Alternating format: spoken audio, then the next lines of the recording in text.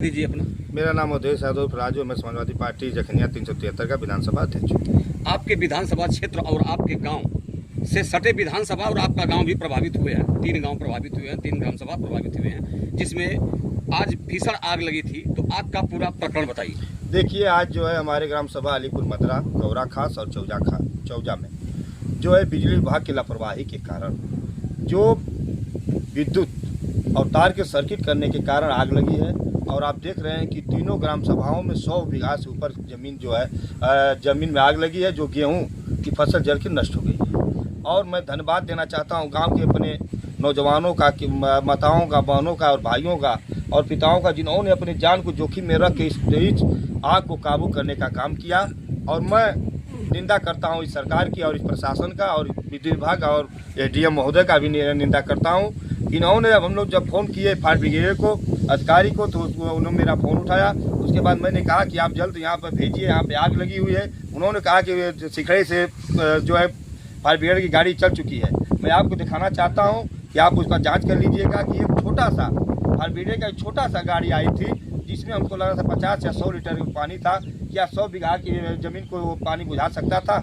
सिर्फ सरकार और प्रशासन के लोग, किसान और नौजवानों और जो है कि उनका मजाक यानी धज्जियाँ उड़ा रहे हैं लोग कि एक बड़ी आग लगी। बात यह है कि मैं देखा हूँ जो भी फायर ब्रिगेड की गाड़ी आई थी वो एक पिकअप के जैसी थी। हाँ, एक पिकअप था, उसमें कितना पानी था बताइए, आपको क्या बता सकते? क्या यहाँ सरकार के पास व्यवस्था नहीं थी कि बड़ी गाड़ियाँ, कई गाड़ियाँ भेजें ताकि 100 बीघा खेत में जल सके, थोड़ा जल के आग को काबू पाया जा सके? मैं आपके चैनल से कहना चाहता हूँ, कहने में हमें भी शर्म लग रही है कि मैं किस प्रदेश और किस देश से पैदा हूँ कि विश्व गुरु का दर्जा दिया जा रहा है हमारे देश और प्रदेश को। अब विश्व गुरु के देश में आग लगी हो और आग बुझाने के लिए कोई फायर ब्रिगेड गाड़ी न आई हो, क्या हम लोग उसका उस सरकार की बयान और उस सरकार की व्याख्या कर सकते हैं?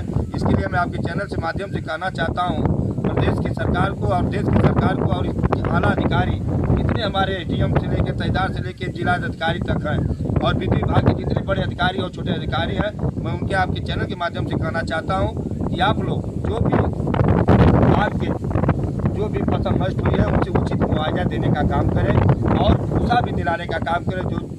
जो जंतु बोल नहीं पाते हैं, खा नहीं पाते हैं, उन्हें खास वो बेचारा व्यवस्था कर पाएंगे। और ख़ास करके मैं ये कहना चाहूँगा, उसमें 90% लोग अधिया खेती करने वाले थे लोग, और अधिया करने वाला आप जानते हैं कि सरकार जो मुआवजा देगी वो जिनके नाम से खेत है उन्हीं को देगी। तो मैं फिर एडीएम महोदय से कहना चाहूँगा कि सर्वे करा लें कि कौन उसमें फसल और कौन अधिया करने वाले लोग हैं। अधिया करने वाले लोग को भी उसमें आधा मुआवजा दिया जाए और उसको भूसा का भी मुआवजा दिया जाए कि बेचारा अपना जीवन यापन कर ले। क्योंकि आप जानते हैं कि हम लोग पिछड़ा क्षेत्र में आते हैं और पिछड़ा क्षेत्र में आने के कारण सुबह कमाते हैं, सुबह काम करते हैं, शाम खाते हैं और शाम काम करते हैं, सुबह खाते हैं।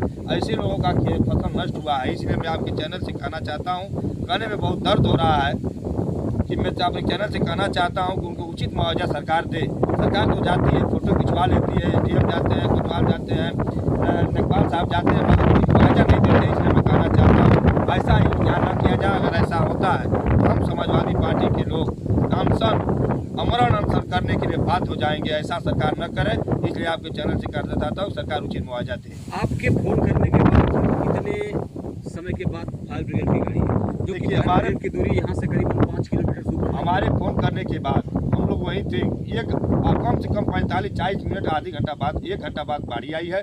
गाड़ी वो भी आई है तो खड़ी थी, उसमें व्यवस्था ही नहीं था कि न उसके पास इतना। हमने बहुत ऐसा देखा है फायर ब्रिगेड, हाँ हमने बहुत देखा है फायर ब्रिगेड गाड़ियाँ कि पाइप इतना मोटी होती है और दौड़ा के ले जाते हैं और आग उतार देते हैं। मगर यहाँ जो फायर ब्रिगेड की गाड़ी आई थी, इतना मोटा उसका तार था, पानी पाइप था, जो हम लोग समरसेबुल नहीं, वो जो टिल्लू का चलाते हैं उतना मोटा था। आप बताइए उससे क्या आगे पूछ सकती थी? तो ये सरकार सिर्फ हम लोग को और किसानों के साथ मजाक कर रही है, धज्जियां उड़ा रही है, कोई उसका मतलब नहीं है सरकार का और प्रशासन का।